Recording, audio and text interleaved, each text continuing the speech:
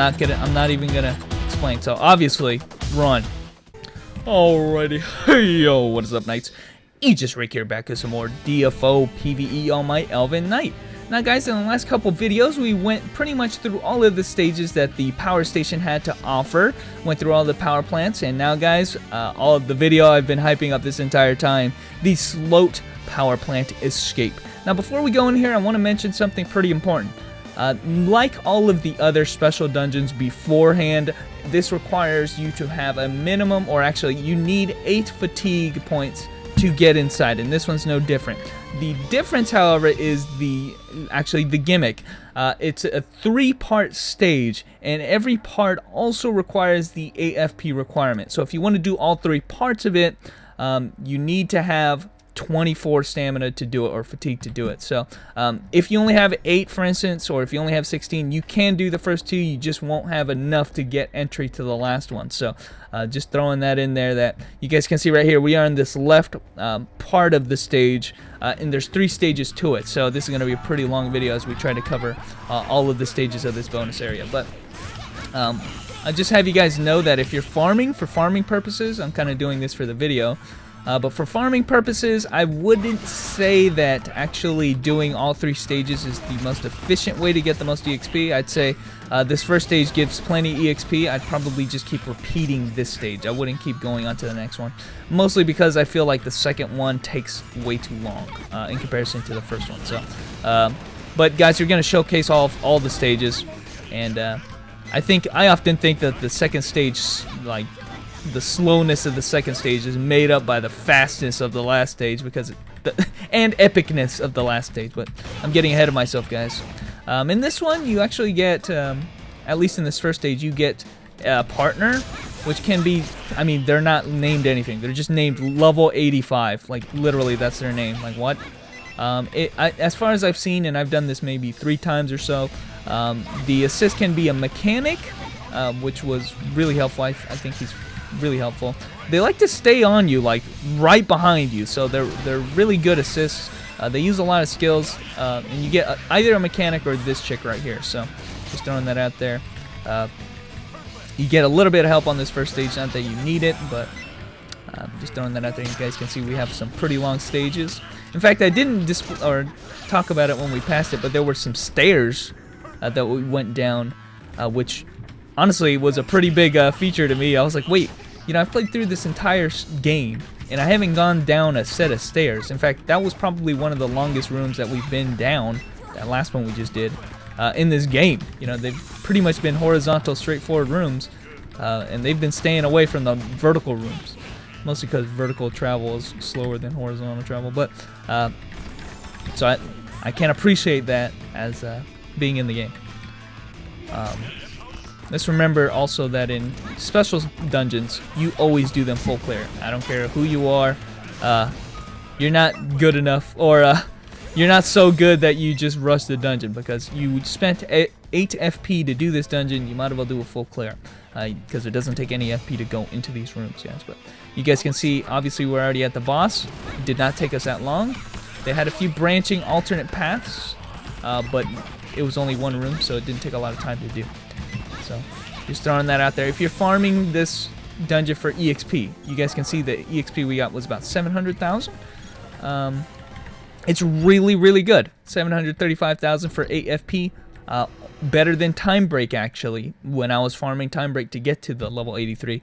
So it's better than that. So if you want to farm this, I suggest, instead of going into this enter next dungeon button, you click on the select another dungeon and then reselect this one, so that you can keep retrying this dungeon, because again, like I said, this is a 3-part stage and it takes 8 FP to do it. And if you want to farm most efficiently for your time, I'd say keep farming this one. But guys, we're going to keep moving ahead.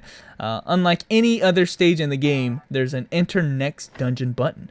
And look, we are in the second stage of a 3-part battle for this power station, and this one's a little bit different. Now, I did mention earlier that this one was the longest of the 3, and the third one is the shortest. So obviously, you can see where we're going. Now I'm going to take this particular path to do this a full clear and not waste any time backtracking. So I'm going to take this downwards path, and then I'm going to go left and loop around. The gimmick in this stage is that there is like 4 control stations or whatever, generators I guess you could call it. Breaking them will basically destroy the power plant, and that's what you want to do. That's actually our mission. So once you defeat all 4, the final boss will spawn on the last one that you kill. So basically, if you want to do a full clear, take this path that I'm taking right here. If you don't want to waste a lot of time. So, and it's a pretty long stage just because the stages and the enemies themselves are kind of hard, and mostly it's a lot of running around, a lot of extra rooms. So again, if you're doing a bonus dungeon, you got to do a full clear. It doesn't matter. So, because it doesn't cost any FP to go into here. I'm getting worked, yo. Okay. Let's get this sentence debuff on him. And didn't actually. He almost died, and I didn't get him. Okay, there you go. I think I'm really lucky that I have the chills Zombato right now, because I think I'm doing a lot of extra damage for doing water damage. Don't quote me on that. Let's hit with the unbreakable charge. Okay. Actually missed the guy I actually should have hit. Beautiful. And you guys can see right here, we can actually we go right and then down to her. Like I said, this will cover all the rooms and not have to backtrack any. Because that right room will loop all the way back to the bottom room. So. And actually I ran out of mana because I was too busy talking the whole time. So, oops. I just accidentally endowed my sword with fire. BAM! I don't know if you guys... I don't think I've been able to show that one off. That mod right there, I did at least show on stream. I've been modding my client a lot with a lot of mods that I've made myself. And that was one of them. I had a Saber mod for my Awakening cut-in. Took out the Elven Knight one. Oh my god. I'm getting worked, yo. Okay, good hit right there. So like I said, this one takes the longest out of all of them, obviously. Got a lot of things we got to worry about. A lot of rooms. Damn, I'm getting... It exploded and I took most of the damage. You kidding me? Took most of the ones. I'm a little bummed actually. This dungeon itself I think uses the same music as the other stages, so I would have liked different music again. They've done a really good job about that actually, having different music. I mean, pretty much every stage and every boss has music like designed for it. So this is like one of the first instances I've heard they repeat a song. So I'm really cherry picking here, right? Okay. Fighting another mini boss that I missed with my big hitting move again. My sentence, I mean. Which is my big hitting move, honestly. And that debuff is still on him. The nice thing about the sentence actually is that the cooldown of it is rather short. You only have like a little bit of time of downtime, so if you miss it, that's not a big deal. Continuously miss that though. I feel kind of dumb now. This guy's a problem. Luckily I stunned him, so it wasn't that big a deal. And I actually handled him.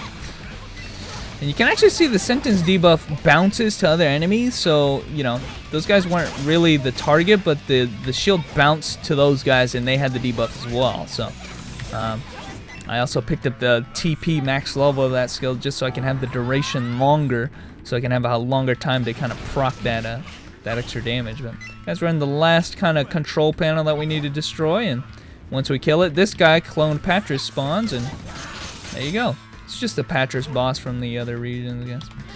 I like doing this in the bonus stages where you kind of... What happened? Just totally missed him. He's like a complete iframe there. So we're gonna kill this boss, and yo, you're gonna eat one of these then with my Awakening. My Awakening's already back off cooldown, by the way.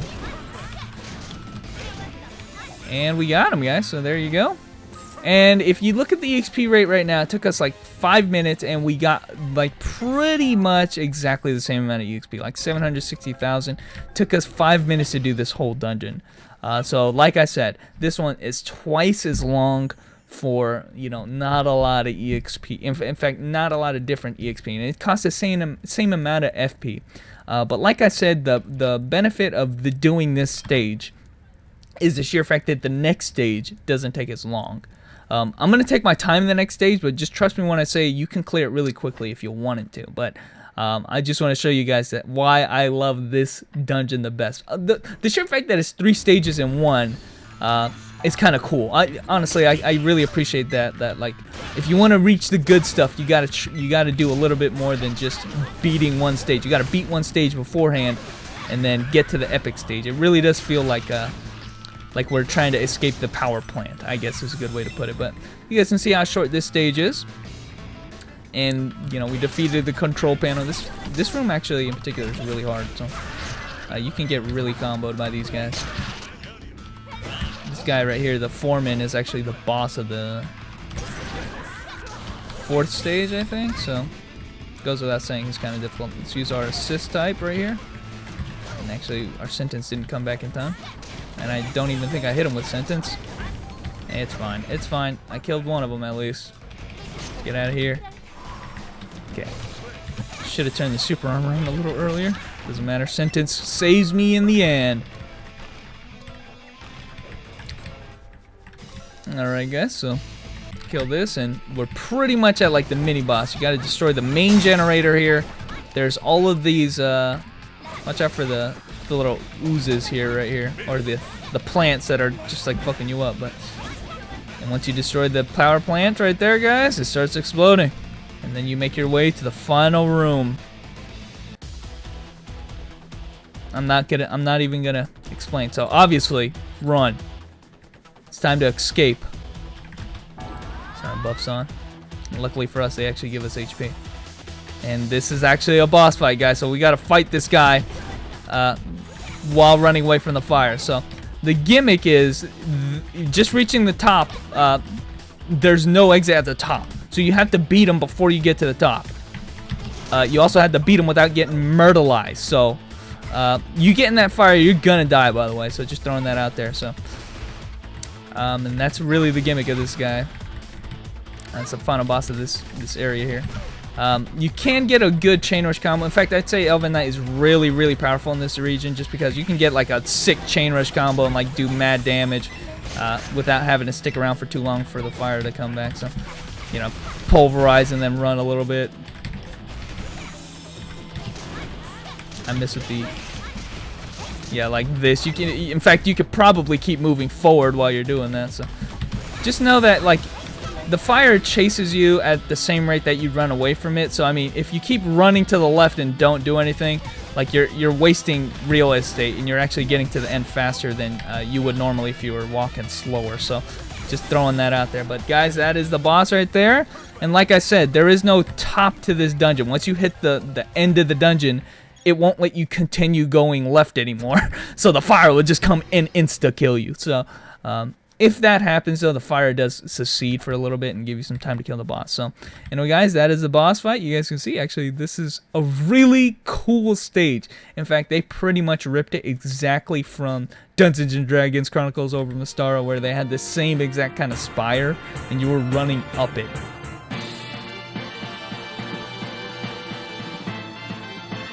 And it was doing this gyrating motion with sprites and everything. It's the exact same thing. So, I'm really happy that they paid homage to that feature. Here's actually the end of the stage. It really does just end right there. So I really do love this stage, though. It's really like a unique stage, unique boss battle, and really all of this is really unique. And you guys saw how quick it was. I want to check the EXP that we got off of that. It only took 2 minutes, and then we got 600 or 760 EXP. So I would say actually the EXP rate, if you do a full clear of all the stages, is exactly the same no matter what you do. So,